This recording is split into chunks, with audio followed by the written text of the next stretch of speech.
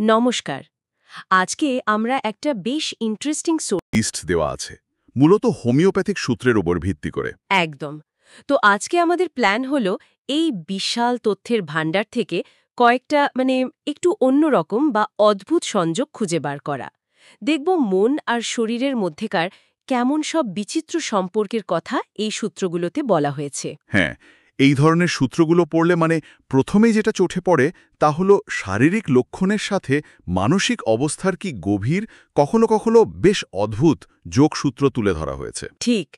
অনেক সময় এমন সব অনুভূতির কথা লেখা থাকে যা আমাদের সাধারণ ধারণার থেকে বেশ আলাদা। আজকে আমরা এরকমই কয়েকটা পদার্থের বর্ণনার গভীরে যাব, দেখব ঠিক কী ধরনের চিত্র সেখানে আঁকা হয়েছে। দারুণ। তাহলে শুরু করা যাক অ্যাক্টিয়া রেসিমোসা দিয়ে, মানে ব্ল্যাক কোহর্স। এর বর্ণনায় মানসিক অবস্থা নিয়ে যা লেখা আছে সেটা বেশ অন্যরকম। হ্যাঁ, যেমন বলা হচ্ছে প্রসবের পর একটা ঘোর অন্ধকার বা বিভ্রান্তির অনুভূতি, যেন সবকিছু একটা কালো মেঘে ঢেকে গেছে। হুম। এমনকি মনে হতে পারে যে কেউ পাগল হয়ে যাচ্ছে বা নিজেকে আঘাত করার ইচ্ছে জাগতে পারে। সূত্রটা কি এই মানসিক অবস্থার সাথে কোনো শারীরিক সমস্যার যোগসূত্র দেখায়, মানে কোনো কানেকশন? অবশ্যই দেখায়। সূত্র অনুযায়ী এই তীব্র মানসিক কষ্ট বা বিভ্রান্তির সাথে প্রায়শই মহিলাদের শারীরিক সমস্যার একটা সম্পর্ক দেখা যায়, বিশেষ করে ধরুন জরায়ু বা ডিম্বাশয়ের সমস্যা। ও আচ্ছা। এর সাথে জুড়ে থাকতে পারে স্নায়ুর ব্যথা বা মাথা ব্যথা, বিশেষ করে চোখের ভেতরে এমন তীব্র ব্যথা যা মাথার চাঁদি পর্যন্ত ছড়িয়ে যায়। বাবা। এমনকি হার্টের সমস্যার কথাও উল্লেখ আছে। ধরুন মনে হচ্ছে হার্ট হঠাৎ বন্ধ হয়ে যাবে বা একটু নড়াচড়া করলেই ভীষণ বুক ধড়পড় করছে। আর ঋতুস্রাবের সাথেও কি কোনো? হ্যাঁ, ঋতুস্রাবের সময় পিছিয়ে গেলে বা অনিয়মিত হলে যদি এই মানসিক লক্ষণগুলো বেড়ে যায়, সেই সংযোগের উপরও জোর দেওয়া হয়েছে। বাহ, মানে মন আর শরীরের এমন একটা সরাসরি যোগাযোগের কথা বলছে সূত্রটা। আচ্ছা, শুধু তাই নয়, পেশির ব্যথার কথাও তো আছে। আছে তো। যেমন নাচ বা স্কেটিংয়ের পর পেশিতে তীব্র ব্যথা, বা এমনকি সেলাই করা, টাইপ করা, পিয়ানো বাজানোর মতো আপাতদৃষ্টিতে হালকা কাজের পরেও ঘাড়ে পিঠে ব্যথা বা শক্ত হয়ে যাওয়ার কথা। ঠিক, এই পেশির ব্যথা, বিশেষ করে ছোট ছোট পেশির অতিরিক্ত ব্যবহারের পর যে ব্যথা হয়, সেটার উল্লেখ আছে। হুম। সূত্রটা আরও বলছে যে গর্ভাবস্থাতেও এর কিছু ব্যবহারের ইঙ্গিত মেলে, যেমন ধরুন বমিভাব, ঘুম না আসা বা নির্দিষ্ট সময়ে গর্ভপাতের আশঙ্কা। আচ্ছা। তবে সবচেয়ে গুরুত্বপূর্ণ বিষয় হল ওই মানসিক অবস্থার সাথে শারীরিক কষ্টের একটা যোগসূত্র স্থাপন করা, ওই কালো মেঘের মতো বিষণ্ণতা বা বিভ্রান্তি। আচ্ছা, এই মন শরীরের গভীর যোগাযোগের পর এবার একটু অন্য ধরনের বর্ণনার দিকে যাই। Acetic acid. সূত্রে বলা হয়েছে এটা গভীর রক্তাল্পতা, সাথে শরীর ফোলা বা জল জমার মতো অবস্থা তৈরি করতে পারে। হ্যাঁ, অ্যাসিটিক অ্যাসিডের ক্ষেত্রে এটাই প্রধান। অ্যানিমিয়া, সাথে অ্যাডিমা বা ড্রপসি, প্রচণ্ড দুর্বলতা, ঘন ঘন মূর্ছা যাওয়া, শ্বাসকষ্ট, দুর্বল হার্ট, এইগুলো। বমিও হতে পারে, প্রচুর প্রস্রাব আর ঘাম। হ্যাঁ, বমি, প্রচুর ইউরিনেশন, ঘাম, এমনকি শরীরের বিভিন্ন অংশ থেকে রক্তপাতের কথাও উল্লেখ আছে। এটা কি বিশেষ কোনো ধরনের মানুষের জন্য বেশি প্রযোজ্য? বলা হয়েছে ফ্যাকাশে শীর্ণ ব্যক্তি, যাদের পেশি শিথিল, তাদের জন্য। শরীরের ক্ষয় আর দুর্বলতার মূল কথা। সূত্রমতে এটা নাকি অ্যালবুমিন বা ফাইব্রিন জাতীয় জমাট পদার্থকে তরল করতে পারে। ও, ইন্টারেস্টিং। ক্যান্সারি চিকিৎসাতেও এর ব্যবহারের ইঙ্গিত আছে।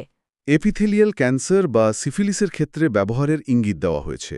এমনকি কিছু পয়জনিং, যেমন ক্লোরোফর্ম বা সসেজ পয়জনিংয়ের প্রভাব কাটাতেও নাকি ব্যবহৃত হয়। আর মানসিক লক্ষণ? বিভ্রান্তি, নিজের সন্তান চিনতে না পারা। হ্যাঁ, কনফিউশন, সাম্প্রতিক ঘটনা ভুলে যাওয়া, উদ্বেগ, খিটখিটে ভাব।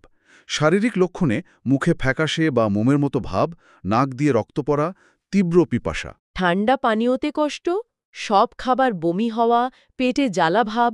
পেটে জ্বালাভাব, যেটা পেটে চাপ দিয়ে শুলে কমে, এই নির্দিষ্ট লক্ষণটার কথাও আছে। আরও আছে পেটে ব্যথা, পেট ফাঁপা বা জল জমা, পাতলা বা রক্তযুক্ত পায়খানা, অর্শ থেকে প্রচুর রক্তপাত। ডায়াবেটিসের কথাও কি আছে? আছে, যেখানে তীব্র পিপাসা, দুর্বলতা আর ওজন হ্রাস লক্ষ্য করা যায়। মহিলাদের ক্ষেত্রে জরায়ু থেকে রক্তপাত বা ঋতুস্রাব সংক্রান্ত সমস্যা, শ্বাসনালীর দুর্বলতা, ক্রুপ বা ডিপথেরিয়ার মতো সমস্যাতেও এর উল্লেখ আছে। মানে এর প্রভাবটা বেশ ব্যাপক। আচ্ছা, এরপর আসি আসকুলাস হিপ্পোকাস্টানাম, মানে হর্স চেস্টনাট। এখানে তো অশ্বের সমস্যাটা খুব হাইলাইটেড, তাই না? হ্যাঁ, অ্যাসকুলাসের ক্ষেত্রে সূত্রটার ফোকাস মূলত শরীরের নিম্নাঙ্গে, বিশেষ করে পোর্টাল সিস্টেম আর শিরার ওপর। অর্শের সমস্যা, যেখানে শিরাগুলো ফুলে যায়, ব্যথা করে, কিন্তু রক্তপাত হয়তো তেমন হয় না, এটা একটা প্রধান লক্ষণ। আর সাথে ওই কোমর ব্যথাটা? হ্যাঁ, ওই বৈশিষ্ট্যপূর্ণ কোমর ব্যথা, বিশেষ করে স্যাক্রাম বা কোমরের নিচের অংশে একটা ভোঁতা কনস্ট্যান্ট ব্যথা, যা হাঁটাচলা বা ঝুঁকে পড়লে বাড়ে। মনে হয় যেন কোমরটা ভেঙে যাবে। আর অর্শের বর্ণনায় একটা অদ্ভুত অনুভূতির কথা লেখা আছে না, যেন মলদ্বারের ছোট ছোট কাঠি? ঠিক তাই। এই অনুভূতিটা শুষ্কতা, উত্তাপ আর যেন ছোট ছোট তীক্ষ্ণ কিছু মলদ্বারে আটকে আছে, এটা অ্যাসকুলাসের খুব নির্দিষ্ট একটা লক্ষণ হিসেবে সূত্রে বর্ণনা করা হয়েছে। এর সাথে কোষ্ঠকাঠিন্যও থাকে। হ্যাঁ, কোষ্ঠকাঠিন্যের কথাও আছে। মল খুব শক্ত, শুকনো এবং বের করতে খুব কষ্ট হয়। পুরো ব্যাপারটা মিলে শরীরের রক্ত চলাচলের একটা ধীর গতি বা রক্ত জমাট বাঁধার প্রবণতার দিকে ইঙ্গিত করে, বিশেষ করে লিভার বা পোর্টাল ভেইন সিস্টেমে। শারীরিক সমস্যার সাথে আবার মানসিক বিরক্তি বা হতাশার কথাও জুড়ে দেওয়া হয়েছে, তাই তো? হ্যাঁ, হতাশা, বিরক্তি, সহজে মেজাজ হারানো, এ মানসিক দিকটা উল্লেখ করা হয়েছে। অংশের সমস্যার সাথে একটা সামগ্রিক অনুভূতির যোগ দেখা যাচ্ছে। বেশ ইন্টারেস্টিং। আচ্ছা, এবার এমন একটা পদার্থের কথায় আসি যার লক্ষণগুলো আরও অদ্ভুত, অ্যাগারিকাস মাস্কারিয়াস বা টোডস্টুল। ও, অ্যাগারিকাস। হ্যাঁ, এখানে স্নায়ুতন্ত্রের উপর প্রভাবটা খুব স্পষ্ট। যেমন ওই শরীরে কাঁপুনি বা অনিচ্ছাকৃত অঙ্গ সঞ্চালন, কোরিয়া যাকে বলে। একদম। এই নড়াচড়াগুলো জেগে থাকলে হয়, কিন্তু ঘুমিয়ে পড়লে কমে যায়, এটা একটা বিশেষ দিক। আরেকটা অদ্ভুত বিষয় হলো সংবেদনশীলতা। শির দ্বারা স্পর্শ করলে খুব লাগে বা শরীরে ঠান্ডা লাগার মতো অনুভূতি হওয়া। হ্যাঁ, ওই ঠান্ডা লাগার অনুভূতিটা তো বেশ অদ্ভুত। সূত্রে লেখা আছে যেন বরফ ছোঁয়া লেগেছে বা বরফ ঠান্ডা সূচ বিচ্ছে। ঠিক। আর এর সাথে চুলকানি আর জ্বালাভাবের কথাও আছে, বিশেষ করে হাত পায়ে, যা দেখতে অনেকটা বরফে কামড়ানোর মতো, মানে চিলব্লেন্স আর কি। হুম। এই অদ্ভুত সংবেদনগুলো, ঠান্ডা সূচ, ব্যথা, বরফে কামড়ানোর মতো চুলকানি, জ্বালা, এগুলো অ্যাগারিকাসের খুব ক্যারেক্টারিস্টিক লক্ষণ। এর সাথে হাঁটার সময় টলমল করা, হোঁচট খাওয়া বা এমনকি মানসিক প্রলাপের কথাও আছে। জ্বরের সময় বা মদ্যপানের অভ্যেস থাকলে? হ্যাঁ, সেক্ষেত্রে বেশি দেখা যায়। সূত্রটা আরও একটা অদ্ভুত জিনিসের দিকে ইঙ্গিত করে। লক্ষণগুলো নাকি শরীরে তির্যকভাবে দেখা দেয়। তির্যকভাবে? মানে ডায়াগোনালি? হ্যাঁ। যেমন উপরের বাদিক আর নিচের ডান দিক একসাথে? হ্যাঁ। এটা তো সত্যিই বেশ অদ্ভুত। হ্যাঁ, বেশ অদ্ভুত। আচ্ছা, এই স্নায়ুবিক উত্তেজনার পর এমন কোনো পদার্থের কথা কি সূত্রে আছে যা ঠিক এর উল্টো, মানে সবকিছু ধীর বা শ্লথ হয়ে যাওয়ার কথা বলে? হ্যাঁ, আছে তো। অ্যালুমিনা, মানে বিশুদ্ধ মাটি। অ্যালুমিনার বর্ণনায় ঠিক এই রকম একটা ছবি পাওয়া যায়। ধীরতা বা শ্লথতা, শরীর আর মন দুটোতেই। হ্যাঁ, সূত্র অনুযায়ী অ্যালুমিনার মূল বৈশিষ্ট্য হল এক ধরনের ধীরতা, যেমন সময় খুব ধীরে কাটছে বলে মনে হওয়া, 1 ঘন্টা যেন অর্ধেক দিন। শারীরিক ক্রিয়াগুলোও ধীরে হয়ে যায়। সবচেয়ে নাটকীয় উদাহরণ বোধহয় কোষ্ঠকাঠিন্যের ক্ষেত্রে, তাই না? যেমন সূত্রে লেখা আছে, মলত্যাগের কোনো বেগই আসে না যতক্ষণ না অনেকটা মল জমে যায়। হ্যাঁ। আর তারপরও সেটা বের করতে প্রচণ্ড কষ্ট করতে হয়, এতটাই যে টয়লেটের সিট শক্ত করে ধরে চাপ দিতে হয়। মলও নাকি খুব শক্ত গাঁঠযুক্ত হয়। হ্যাঁ। এই চরম কোষ্ঠকাঠিন্য, যেখানে বেগ থাকে না এবং প্রচণ্ড চেষ্টার প্রয়োজন হয়, এটা অ্যালুমিনার খুব পরিচিত একটা নির্দেশক। শুধু তাই নয়, এই ধীরতা বা নিষ্ক্রিয়তা শরীরের অন্যান্য জায়গাতেও দেখা যায়। যেমন ত্বক খুব শুষ্ক হয়ে যায়, চুলকানি হয়, বিশেষ করে শীতে বা বিছানার গরমে।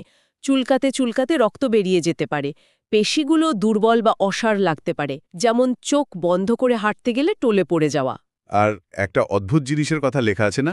অস্বাভাবিক জিনিস খাওয়ার ইচ্ছা, চক, কয়লা, স্টার্চ। হ্যাঁ, বা কফির গুঁড়ো, অ্যাসিড, অপাচ্য জিনিস খাওয়ার ইচ্ছে। আলু খেলে সমস্যা বাড়ে, এটাও বেশ অদ্ভুত। আলু সহ্য হয় না? হ্যাঁ, এই অসাধারণ খাদ্যাভ্যাস বা নির্দিষ্ট খাবার সহ্য না হওয়াটাও এই সামগ্রিক শারীরিক অবস্থারই একটা অংশ হিসেবে সূত্রে দেখানো হয়েছে। এর সাথে মানসিক অবস্থাটাও জুড়ে আছে। শান্ত, ধীর প্রকৃতির মানুষ, কিন্তু হয়তো বিষণ্ণতায় ভোগেন। শরীরে তেমন উষ্ণতা নেই, রোগা পাতলা গড়ন, সব মিলিয়ে একটা স্লোথ বা শুষ্ক ছবি ফুটে ওঠে। তাহলে আমরা দেখলাম কিভাবে সূত্রগুলো মন শরীরের গভীর যোগসূত্র, অ্যাক্টিয়া, নির্দিষ্ট শারীরিক সিস্টেমের ওপর প্রভাব ও অদ্ভুত অনুভূতি, অ্যাসকুলাস, অ্যাগারিকাস আর সামগ্রিক ধীরতা বা শ্লথতার অ্যালুমিনার কথা বলছে। এবার তাহলে অ্যাগনেস কাস্টাস নিয়ে একটু কথা বলি। চেস্ট্রি। হ্যাঁ, অ্যাগনেস কাস্টাস এর প্রধান প্রভাব বলা হয়েছে যৌন অঙ্গের ওপর। যৌন শক্তি কমে যাওয়া, সাথে মানসিক বিষণ্ণতা। হ্যাঁ, এবং স্নায়বিক শক্তির অভাব। পুরুষদের ক্ষেত্রে এটা নাকি বেশি প্রকট। যৌন শক্তির অপব্যবহারের ফলে অকাল বার্ধক্য আসার কথাও বলা হয়েছে। এটা কি বিশেষ কোনো পরিস্থিতিতে বেশি কাজে দেয়? সূত্রে উল্লেখ আছে বারবার গনোরিয়া হওয়ার ইতিহাস থাকলে বা অবিবাহিত ব্যক্তিদের স্নায়বিক দুর্বলতার ক্ষেত্রে এটা উপযোগী হতে পারে। সম্পূর্ণ যৌন অক্ষমতা, যৌনাঙ্গের শিথিলতা, শীতলতা, যৌন ইচ্ছা বা ক্ষমতার অভাব এগুলো এর লক্ষণ। গনোরিয়া চাপা পড়ার কুফল বা দীর্ঘস্থায়ী স্রাবের ক্ষেত্রেও। হ্যাঁ, গ্লিট যাকে বলে। মহিলাদের ক্ষেত্রে স্বচ্ছ লিউকোরিয়া, যা কাপড়ে হলুদ দাগ ফেলে, অজান্তেই নির্গত হয়। স্তন্যদানে অক্ষমতা, সাথে দুঃখবোধ এবং মনে হওয়া যে মারা যাবে এমন অবস্থার কথাও লেখা আছে। একটা অদ্ভুত লক্ষণের কথা লেখা আছে না? নাকে কাল্পনিক গন্ধ পাওয়া, হেরিং মাছ বা কস্তুরীর গন্ধ। হ্যাঁ, এটাও একটা অদ্ভুত লক্ষণ। এছাড়াও শরীরে চুলকানি, বিশেষ করে চোখে, এবং হাঁটার ফলে চামড়া ছড়ে যাওয়া রোধ করার কথাও আছে। মানসিক লক্ষণগুলো কি কি? যৌন বিষণ্ণতা, মৃত্যুভয়, অমনোযোগিতা, স্মৃতিশক্তির দুর্বলতা, সাহসের অভাব এইগুলো। চোখের মণি প্রসারিত হওয়া, চোখে চুলকানি, আলো সহ্য করতে না পারা, নাকের গোড়ায় ব্যথা, প্লিহা ফোলা। পেটের সমস্যাও আছে। নরম মল যা সহজে বের হয় না, মলদ্বারে গভীর ফাটল, বমি বমি ভাব, এই সব শারীরিক লক্ষণের কথাও সূত্রে পাওয়া যায়। পুরুষদের ক্ষেত্রে শুক্রাণু স্বল্পতা, বীর্যপাত ছাড়া নির্গমন, প্রোস্টেট ফ্লুইড নির্গত হওয়া, অন্ডকোষ ঠান্ডা, ফোলা, শক্ত ও বেদনাদায়ক হওয়া। আর মহিলাদের ক্ষেত্রে? ঋতুস্রাব স্বল্পতা, যৌন মিলনে অনীহা, যৌনাঙ্গের শিথিলতা, হলুদ স্রাবযুক্ত লিউকোরিয়া, বন্ধ্যাত্ব, এমনকি নাক দিয়ে রক্তপাতের সাথে হিস্টিরিয়াজনিত বুক ধরফরানির উল্লেখও আছে। আচ্ছা। বেশ বিস্তৃত বর্ণনা। এবার তাহলে অ্যাম্ব্রাগ্রিসিয়া। অ্যাম্বারগ্রেস। অ্যাম্ব্রাগ্রিসিয়া সূত্রে বলা হয়েছে এটা উত্তেজনাপ্রবণ, দুর্বল শিশু বা মেয়েদের জন্য, অথবা স্নায়বিক দুর্বলতায় ভোগা বয়স্কদের জন্য উপযোগী, যারা রোগা, পাতলা, সহজে ঠান্ডা লাগে, খুব বিষণ্ণ থাকেন, দিনের পর দিন বসে কাঁদেন। ব্যবসায়িক উদ্বেগের পর ঘুম আসে না। হ্যাঁ, উঠে পড়তে হয়। এর একটা বিশেষ বৈশিষ্ট্য হল অত্যন্ত স্নায়বিক সংবেদনশীলতা। সকালে পুরো শরীরে বাহ্যিক অসারতা ও দুর্বলতা অনুভূত হতে পারে। হিস্টিরিয়াগ্রস্ত বা স্পাইনাল ইরিটেশনে ভোগা ব্যক্তিদের জন্য। আর একটা, যাদের খিঁচুনিযুক্ত কাশি, ঢেকুর ইত্যাদি থাকে। বয়স্ক বা অতিরিক্ত পরিশ্রমে দুর্বল ব্যক্তি, যারা রক্তাল্পতায় ভোগেন ও ঘুমোতে পারেন না, তাদের ক্ষেত্রেও এটি প্রযোজ্য। শরীরের কোনো একদিকের অংশে দুর্বলতা, শীতলতা বা অসারতা অনুভূত হতে পারে। আরেকটা অদ্ভুত জিনিস, সঙ্গীত এর লক্ষণ বাড়িয়ে দেয়। হ্যাঁ, মিউজিক অ্যাগ্রাভ্যাটস। মানসিক লক্ষণের মধ্যে আছে লোকজনের ভয়, একা থাকতে চাওয়া, অন্যদের উপস্থিতিতে কিছু করতে না পারা। খুব লাজুক হওয়া, সহজেই মুখ লাল হওয়া, গান শুনলে কান্না পাওয়া। হ্যাঁ, জীবনের প্রতি বিতৃষ্ণা, মুখে দুর্গন্ধযুক্ত রানুলার কথাও বলা হয়েছে, পেটে ঠান্ডা লাগার অনুভূতি। আর মলত্যাগের সময় অন্যদের উপস্থিতি অসহ্য মনে হওয়া, এমনকি নার্সেরও। ঠিক, ঘন ঘন নিষ্ফল মলত্যাগের বেগ, যা তাকে উদ্বিগ্ন করে তোলে। সূত্রে আরও উল্লেখ আছে সামান্য দুর্ঘটনাতেই, যেমন দীর্ঘক্ষণ হাঁটার পর বা খুব শক্ত মলের পর মাসিক ছাড়াও রক্তস্রাব হওয়া। লিউকোরিয়া রাতের বেলায় বেশি হয়। হ্যাঁ, ঘন নীলাভ সাদা শ্লেষ্মার মতো লিউকোরিয়া, যা বিশেষ করে বা শুধুমাত্র রাতে হয়। তীব্র খিঁচুনিযুক্ত কাশি, সাথে ঢেঁকুর ও গলা বসে যাওয়া, যা কথা বললে বা জোরে পড়লে বাড়ে। হুপিং কাশির মতো, কিন্তু শ্বাস নেওয়ার সময় শব্দ হয় না। হ্যাঁ, মিউজিক, অপরিচিতদের উপস্থিতি, গরম ঘর লক্ষণ বাড়ায়। খোলা বাতাসে ধীরে হাঁটা, ঠান্ডা পানীয় বা ব্যথার অংশে শুয়ে থাকলে আরাম লাগে। অনেক ডিটেলস। আচ্ছা, এবার আসি অ্যানাকার্ডিয়াম অরিয়েন্টালে বা মার্কিং নাটের কথায়। এখানে মানসিক দ্বন্দ্ব বা দ্বিধার ব্যাপারটা খুব জোরালোভাবে উঠে এসেছে, তাই না? একদম। অ্যানাকার্ডিয়ামের বর্ণনায় সবচেয়ে গুরুত্বপূর্ণ হল মানসিক লক্ষণগুলো। হঠাৎ করে স্মৃতিশক্তি চলে যাওয়া, সবকিছু স্বপ্নের মতো লাগা, নিজের উপর বা অন্যদের উপর আস্থার অভাব। আর ওই দুই ইচ্ছার অনুভূতি? হ্যাঁ, মনে হয় যেন ভেতরে দুটো সত্তা রয়েছে, একটা কিছু করতে বলছে, অন্যটা বাধা দিচ্ছে। এই দ্বন্দ্বের কারণে রোগী খুব খিটখিটে বা এমনকি বিদ্বেষপরায়ণ হয়ে উঠতে পারে। অভিশাপ দেওয়ার বা গালাগালি করার তীব্র ইচ্ছা হতে পারে। যেন নিজের মনের মধ্যেই একটা যুদ্ধ চলছে। এর সাথে কি শারীরিক লক্ষণও আছে, যেমন ওই যে শরীরের কোনো অংশে ব্যান্ড বা বেড়ি দিয়ে বাঁধার মতো অনুভূতি?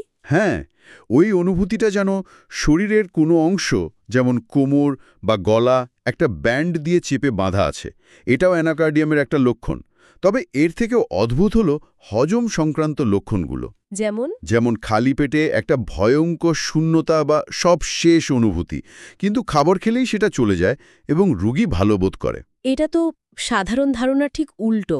সাধারণত আমরা ভাবি হজমের সময় বা খাওয়ার পরেই পেটের অস্বস্তি বাড়ে। এখানে খাওয়ার সময় বা হজমের সময় ভালো লাগছে। হ্যাঁ, এটাই অ্যানাকার্ডিয়ামের বিশেষত্ব। খাওয়ার সময় লক্ষণগুলো চলে যায়, মাথা ব্যথার ক্ষেত্রেও একই রকম অদ্ভুত ব্যাপার দেখা যায়। মাথা ব্যথাও খাওয়ার সময় কমে যায়। হ্যাঁ, সূত্র বলছে বসে কাজ করা মানুষের যে নার্ভাস বা গ্যাস্ট্রিক মাথা ব্যথা হয় সেটা নড়াচড়া করলে বাড়ে, কিন্তু খাওয়ার সময় সম্পূর্ণ কমে যায়। এটা ব্রায়োনিয়া বা নাক্স ভূমিকার মতো পদার্থের ঠিক বিপরীত লক্ষণ। বাহ! অ্যানাকার্ডিয়ামের ক্ষেত্রে খাওয়ার সময়ে বা হজমের সময় রোগী বরং ভালো থাকে। মলত্যাগের ক্ষেত্রেও একটা নিষ্ক্রিয়তার ভাব আছে। খুব বেগ আসে, কিন্তু চাপ দিলে বেগ চলে যায়। মল বেরোয় না, মলদার শক্তিহীন, পক্ষাঘাতগ্রস্ত মনে হয়। তাহলে অ্যানাকার্ডিয়ামের মূল ছবিটা হলো একটা গভীর মানসিক দ্বন্দ্ব আর তার সাথে কিছু অদ্ভুত বিপরীতধর্মী শারীরিক লক্ষণ, যেখানে স্বাভাবিক নিয়মের উল্টোটা ঘটছে।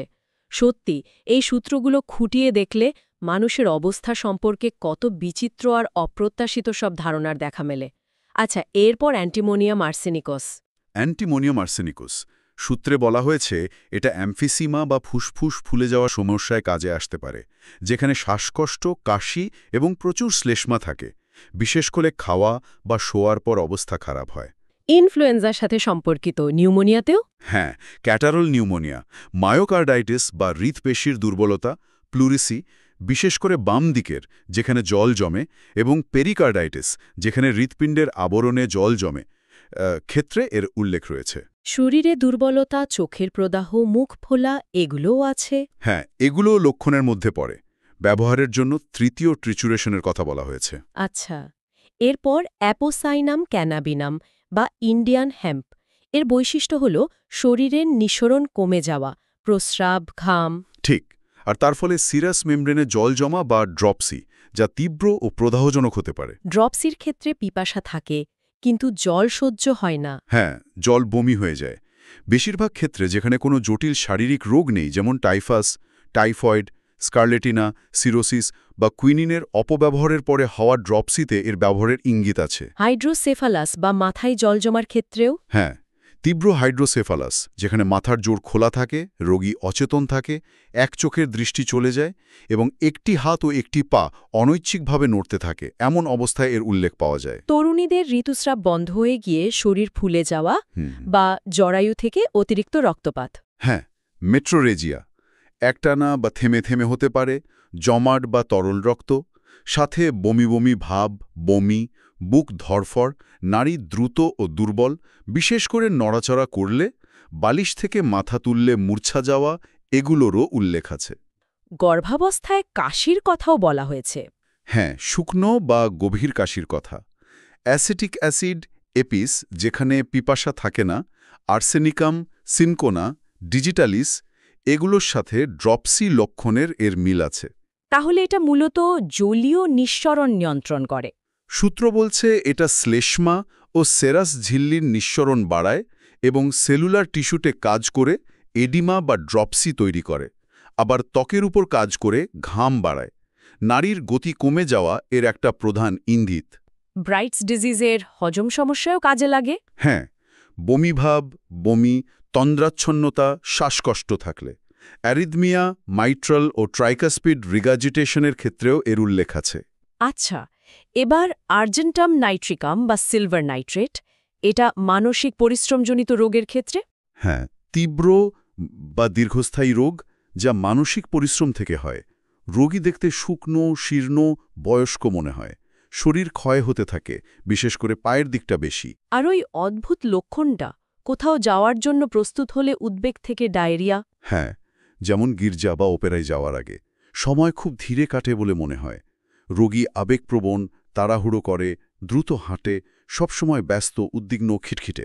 মাথা ব্যথাটাও বেশ নির্দিষ্ট ধরনের, রক্ত জমাট বাঁধা, ভারী বোধ, মাথা বড় হয়ে যাওয়ার অনুভূতি। হ্যাঁ, সাহিত্যিকদের অভ্যাসগত গ্যাস্ট্রিক মাথা ব্যথা, নাচের পর মাথা ব্যথা, বা কপাল বা কনপাটিতে চেপে ধরা বা স্ক্রু ঘোরানোর মতো ব্যথা যা পিত্তবমির মাধ্যমে শেষ হয়, এগুলোর উল্লেখ আছে।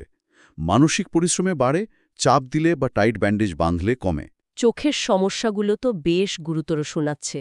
গ্র্যানুলার কনজাংটিভাইটিস, নবজাতকের অপথ্যালমিয়া। হ্যাঁ, চোখ কাঁচা মাংসের মতো টকটকে লাল, প্রচুর পুঁজের মতো স্রাব, কর্নিয়া অস্বচ্ছ বা ঘা হওয়া, চোখের পাতা ঘা হয়ে যাওয়া, পুরু, ফোলা, সকালে জুড়ে যাওয়া, এগুলো আর্জেন্টাম নাইট্রিকামের চোখের লক্ষণ। সেরাই করার ফলে চোখের উপর চাপ পড়া, যা গরম ঘরে বাড়ে, খোলা বাতাসে কমে, এটাও আছে।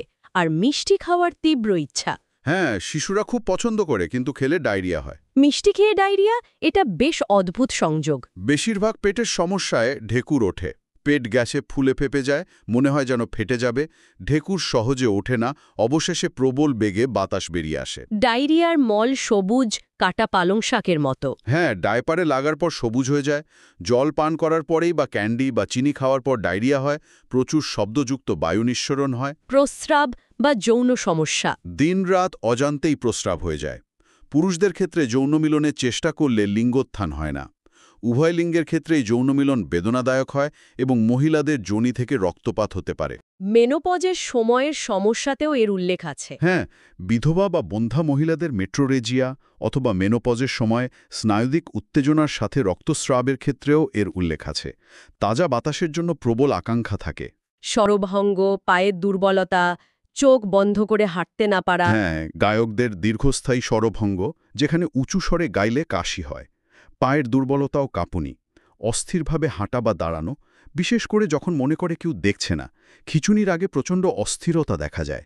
গলায় বা জরায়ুর আশেপাশে কাঁটা ফোঁটার মতো অনুভূতি। হ্যাঁ, বিশেষ করে হাঁটা বা গাড়িতে চড়ার সময়। খোলা থাকলে ঠান্ডা লাগে, কিন্তু ঢেকে রাখলে দম বন্ধ লাগে। তাজা বাতাস চায়। অনেক লক্ষণ।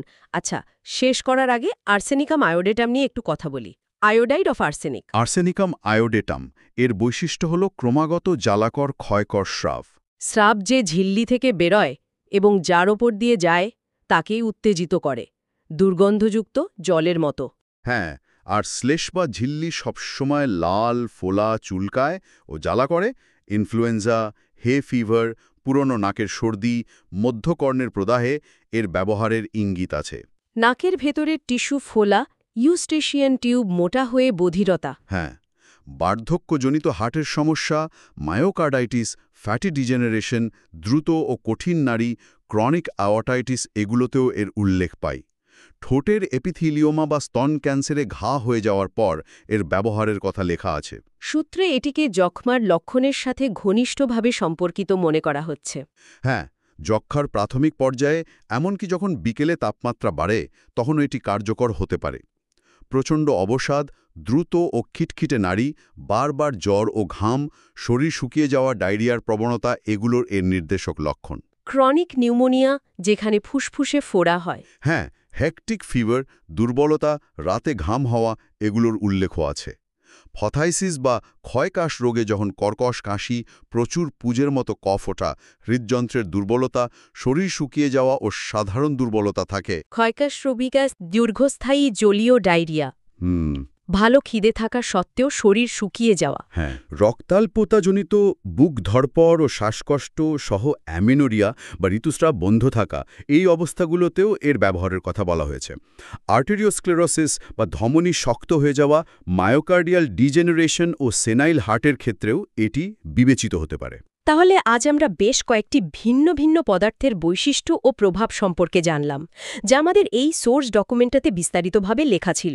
প্রতিটি বর্ণনাই বেশ নির্দিষ্ট এবং কিছু ক্ষেত্রে বেশ আকর্ষণীয়। হ্যাঁ, এই আলোচনা থেকে একটা বিষয় কিন্তু বেশ স্পষ্ট, মানে সূত্রগুলোতে শারীরিক লক্ষণের সাথে মানসিক বা আবেগিক অবস্থার গভীর সংযোগের উপর ভীষণ জোর দেওয়া হয়েছে। ঠিক। আর বিভিন্ন স্রাবের প্রকৃতি তা জ্বালাকর হোক, ক্ষয়কারক বা দুর্গন্ধযুক্ত, এই বিষয়টা বারবার উঠে এসেছে বিভিন্ন পদার্থের বর্ণনায়। এখানে একটা গুরুত্বপূর্ণ প্রশ্ন উঠে আসে কিন্তু। বলুন তো। এই যে সূত্রগুলোতে বিভিন্ন পদার্থের প্রভাব মানুষের মেজাজ, অনুভূতি এবং শারীরিক ক্রিয়ার ওপর বিস্তারিতভাবে বর্ণনা করা হয়েছে, হুম। তা বিবেচনা করলে তৎকালীন বা সেই সময়ের প্রেক্ষাপটে মন ও শরীরের পারস্পরিক সম্পর্ক নিয়ে মানুষের ধারণা কেমন ছিল, সে বিষয়ে কি কোনো ইঙ্গিত পাওয়া যায়?